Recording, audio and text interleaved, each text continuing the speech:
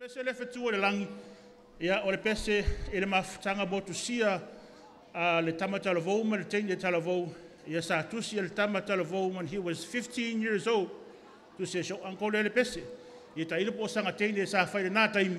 ia ale wa tusi ai, o lana pese mua le sa aru avelon tama, o loa wa ilo na tusi se pese, ia marifaro au lava, ia manuia le wha moe, ia alo mwhanau o so tata utu malo, whaftai.